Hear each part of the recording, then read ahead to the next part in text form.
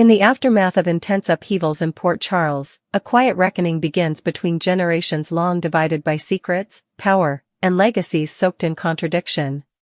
Carly, with her usual boldness, does what no one else dares to. She sits down face to face with Gio, a young man whose entire world has shifted beneath him, and tells him the truth.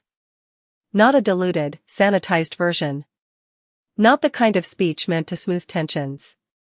But the raw, unfiltered story of Sonny. The man Gio now knows as his grandfather. It begins with a silence, the kind that lingers before a storm. Gio, still reeling from the revelation that his real parents are Brooklyn and Dante, feels suspended between identities. Raised by another family, groomed for music, unaware of the complex entanglements that define the Quartermaines and Corinthos alike, he has no guidepost. Carly recognizes this disorientation in him, because she's lived it herself, more times than she cares to admit. She doesn't offer him clichés. Instead, she peels back the myth of Sonny Corinthos and lays bare the journey of a man born into nothing, forged in violence, and shaped by loyalty and loss. Carly tells Gio about a boy who once stole to survive, who built a kingdom from the ashes of his childhood. About a man who lost the love of his life more than once, who clung to fatherhood like a lifeline even while the world labeled him a criminal. She doesn't ignore the blood on his hands. She doesn't excuse the chaos that follows him like a shadow. But she forces Gio to see the layers, the protector, the father, the flawed man who has always believed that love, no matter how twisted, was worth fighting for. For Gio, these stories are like pages torn from a book he was never given. Every sentence unspools a reality he's only heard whispers of, until now. Carly speaks not as a defender, but as a woman who has both loved and lost because of Sonny. She wants Gio to understand that knowing Sonny is dangerous, yes, but it's also enlightening. Because to truly understand Sonny Corinthos is to understand why so many people, even when they hate him, still find themselves orbiting his world. But this moment of understanding exists under the weight of many eyes. Chief among them is Tracy, ever the gatekeeper of Quartermaine dignity and self-preservation. From the moment Joe's lineage was confirmed, she has made her position clear. Sonny is a threat to the family's legacy, and no grandson of hers will be pulled into the orbit of a gangster. To Tracy, Carly's conversation isn't a bridge, it's sabotage. A crack in the wall she's spent decades fortifying. Yet it's precisely this tension that begins to stir something in Gio. Carly's words give voice to feelings he hadn't known how to name. The yearning for connection, the frustration of being treated like a pawn in someone else's war, the longing to define himself outside of other people's fears. And despite Tracy's attempts to tighten her grip, Gio starts questioning the narrative he's been handed. What if Sonny isn't the villain? What if he's just another man scarred by life, desperate to hold on to the people he loves, even if his methods are monstrous? These questions do not come without consequences.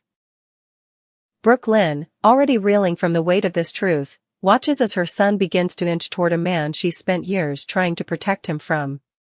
Dante, haunted by his own complicated relationship with Sonny, sees history repeating, a young man drawn to fire, convinced he can hold it without getting burned. They plead caution. They try to reason. But Gio, for the first time, is forging his own path. What complicates matters further is Joe's identity crisis. Music, once his salvation, now feels like a gilded cage. Sonny, it turns out, was quietly funding his education, not for manipulation, not for leverage, but out of some distant hope that this boy might have a future untouched by bloodshed. And now that Gio knows this, it ignites an uncomfortable loyalty. He doesn't know if he can forgive Sonny, but he also can't ignore what was done for him. This unease manifests in unexpected ways. Gio begins to seek Sonny out. Not as a son looking for approval, but as a man trying to understand his inheritance, not the wealth or the name, but the burden. They have long conversations where Sonny doesn't offer apologies, but context.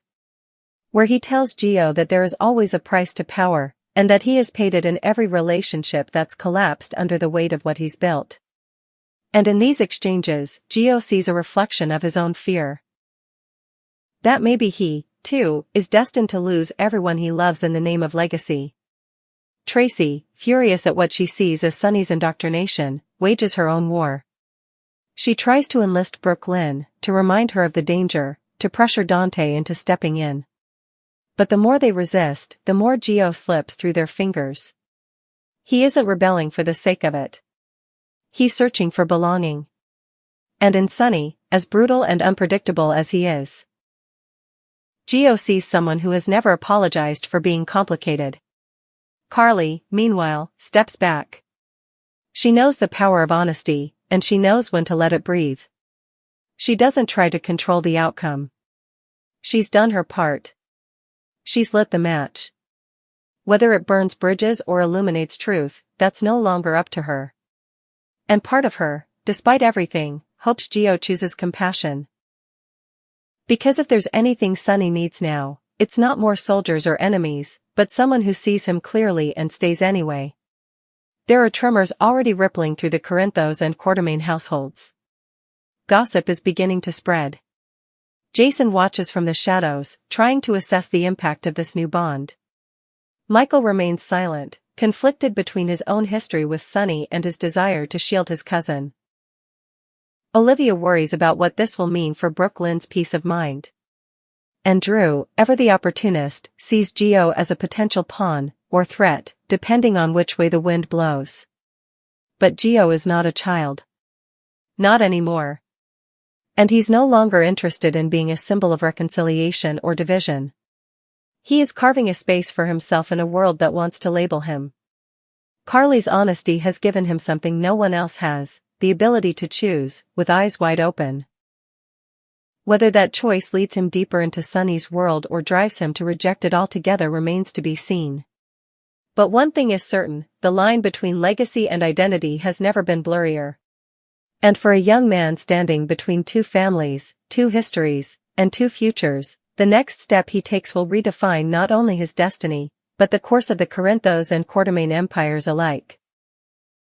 As Port Charles watches from the periphery, one boy's decision threatens to reshape everything, not with violence, not with secrets, but with truth. And in a town built on lies, that might be the most dangerous weapon of all.